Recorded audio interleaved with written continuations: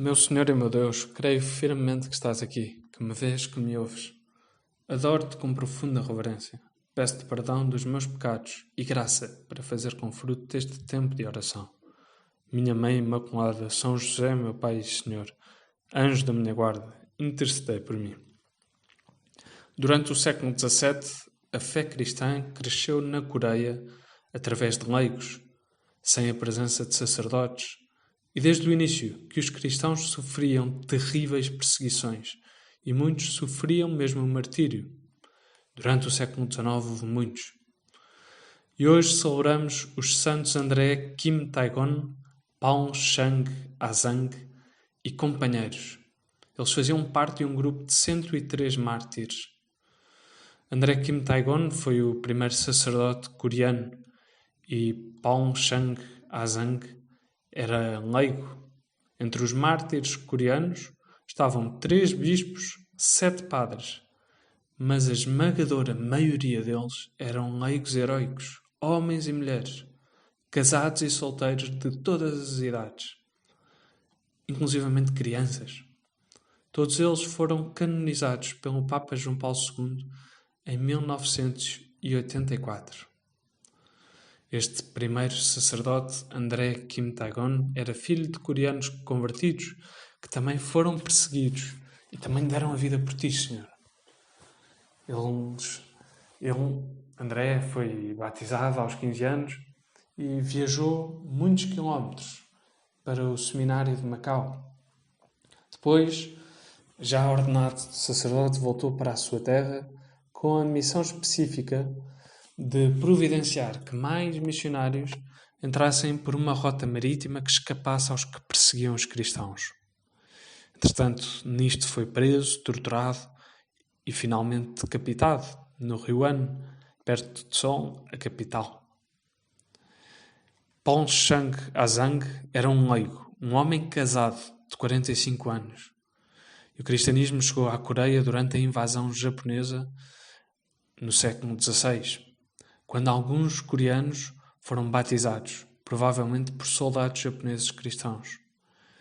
E aí a evangelização foi mesmo difícil, porque a Coreia recusou todo o contacto com o mundo exterior, exceto para uma viagem anual a Pequim para pagar os impostos. E numa dessas ocasiões, por volta de 1777, a literatura cristã obtida dos jesuítas na China levou a muitos cristãos coreanos instruídos a estudar. E assim foi começando esta igreja doméstica. Foi começando também um desenvolvimento ali da tua presença, Senhor. Entre eles, quando um padre chinês conseguiu entrar secretamente 12 anos depois, encontrou 4.000 católicos, nenhum dos quais jamais tinha visto um padre. 7 anos depois, havia 10.000 católicos. Cresceu de 4.000 para 10.000 em 7 anos. E a liberdade religiosa, então, instaurou-se. E estes testemunhos de Jesus edificam-nos mesmo, homens e mulheres casados, que foram o garante da fé, o garante da tua presença ali naquela terra. Se permaneceste ali, foi graças à fidelidade daqueles pais e mães de família.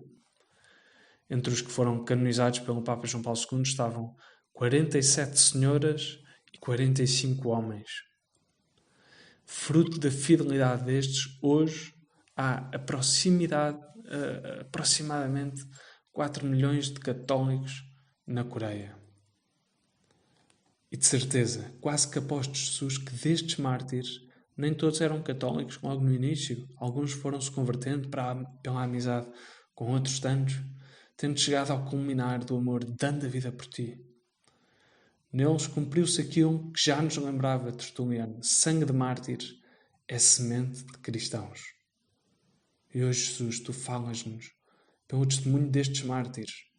E isso ajuda-nos, porque muitas vezes também nós somos chamados não a derramar o sangue pelo teu amor, mas todos os dias queremos unir-nos a ti na cruz, oferecendo a nossa vida contigo ao Pai.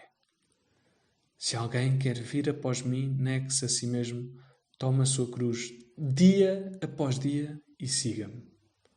Dia após dia, queremos seguir-te, porque queremos conhecer-te e amar-te mais, para sempre. Só assim seremos felizes. E sabemos que isso implica renúncias no nosso dia-a-dia. Muitas vezes, muitos de nós cantamos em movimentos de jovens, campos de férias, se calhar na nossa paróquia também, uma música que canta assim: mas que descanso é viver, a morrer todos os dias, por ir contra o próprio querer, e esquecer o que se queria e querer o que Deus quer.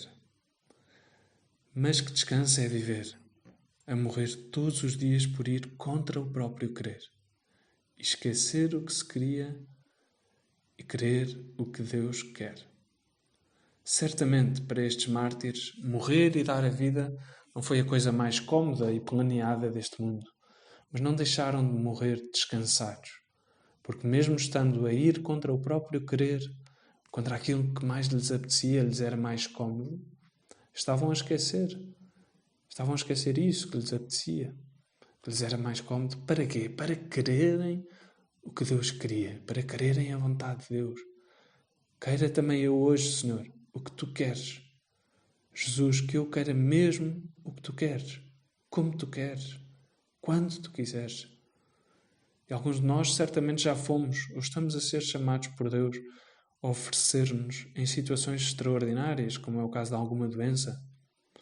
Mas muitos de nós somos chamados quase exclusivamente a morrer todos os dias, indo contra o nosso próprio querer, para querer o que Tu queres, Jesus, no decorrer do nosso dia-a-dia, nas coisas normais.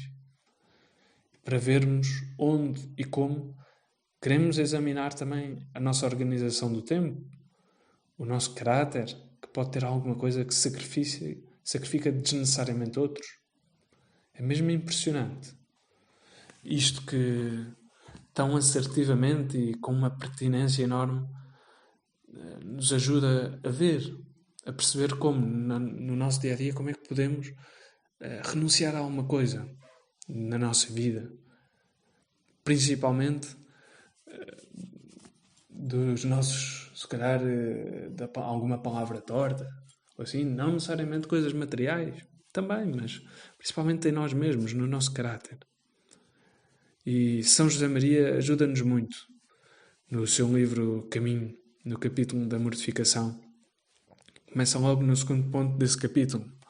Diz essa frase feliz: a piada que não te escapou da boca, o sorriso amável para quem te incomoda, aquele silêncio ante a acusação injusta, a tua conversa afável com os maçantes e os inoportunos, o não dar importância cada dia a um pormenor ou outro, aborrecido e impertinente das pessoas que convivem contigo. Isto, com perseverança, é que é sólida mortificação interior. Se nos faltasse imaginação para vermos onde podemos morrer para nós próprios, de forma a que Tu, que és amor, possas crescer em nós, na relação contigo e com aqueles com quem lidamos no dia-a-dia, pois aqui temos muito boas ideias que nos dás por meio de São José Maria. Obrigado.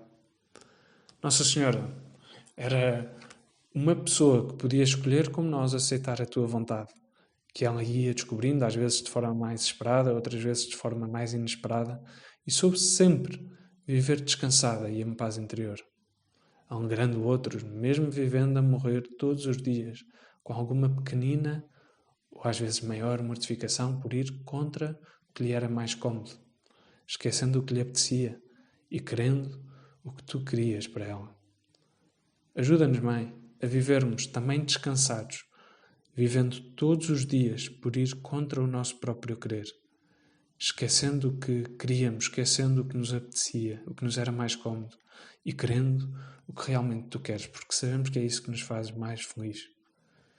Santos André, Taigon, Paulo, Azang e companheiros, intercedam por nós, para que sejamos capazes de dar a nossa vida por Deus, que tanto nos ama, e por quem vale a pena renunciar a alguma coisa em nós para amar.